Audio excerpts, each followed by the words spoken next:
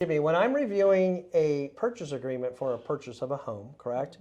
I always see there's two different types of title policies. There's usually one that the seller's paying for, and then there's another one that says the buyer's paying for another title insurance. Can you explain to me the difference between the two? We do have two policies. The seller pays for clear title for the buyer, and the buyer pays clear title to the lender to make sure that the lender is protected to be in first position. Okay, so let me just repeat that if I may, so I can understand it. So the seller pays for title insurance to protect the buyer. Correct. And that would be for basically what title insurance is, making sure that no liens or somebody comes back and says, hey, I own this property now. And they're like, wait a minute, I didn't get paid. I have this lien against the property, right? Correct. And I now want this to be paid for. And then the buyer pays another title insurance that protects the lender to make sure that the lender has, that no one's going to come back and say they have a claim. Well, they'll be in against the first property. position. And that means that if they don't make their, if somebody comes and says, oh, another lender does a second, then that first position is protected because they've gotten the out to concurrent policy.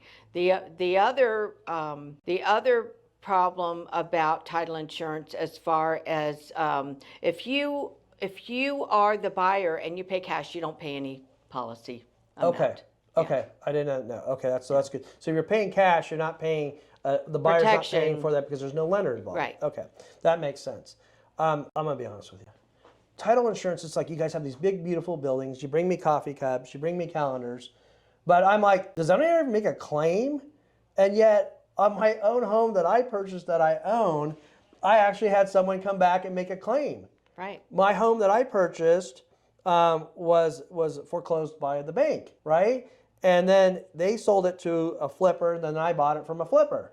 And then all of a sudden I get this lawsuit in the mail, and it comes in the mail, and hey, I'm being sued, and the bank was being sued, and it was a relative of the previous owner said they had an interest in the home. And I'm like, what do I do?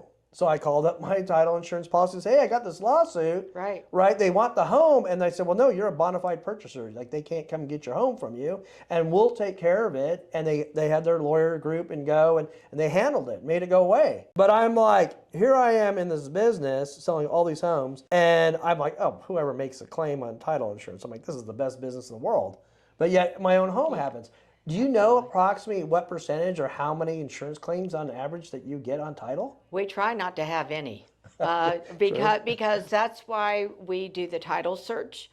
That's why we require an SI on every person, because we want to know where they've lived, where they've been.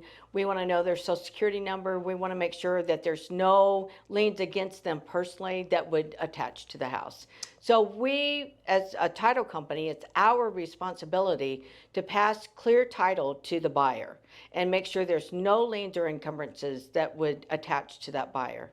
Yes. And so when we talk, you said a couple words there. You said SI.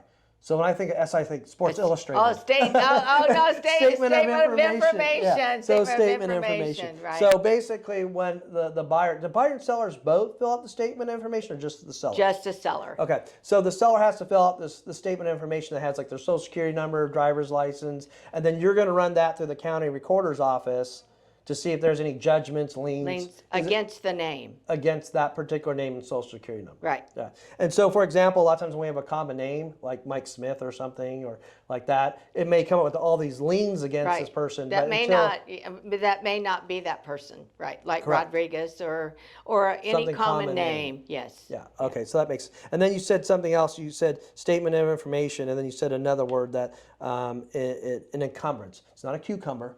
No, right? it's an encumbrance against the property. Encumbrance is like a lien or a claim against the property. Yes. Okay. And I see that a lot of times with solar, right? With solar, because what happens, they go and they get solar on the home, right? Yeah. And solar's been a big issue lately because if the solar company goes out of business and they got what's called the UCC filing, Uniform Commercial Code filing against it, we have to have that lien released. Released. prior to closing escrow. And you and I've had, a couple solar companies that Absolutely. went bankrupt, and we're like, it was a mess. But I stepped in and got the information and found out who foreclosed and went to the attorneys and cleared that all up. You did. I did. Good job. So thank you so much for spending a little bit of time talking about the importance of title insurance, why we need it, because a lot of people are like, oh, what am I paying for? And why is the buyer? I want the seller. So I hope that this clarifies to a lot of people out there, clarifies actually to me too, right? Right. And that way we can get transactions done and make sure that they're less complex and help Right. these people close their homes and move on along. Absolutely. Awesome. Thank you Jimmy. so much for All right, having all me. right. Thank you, Don.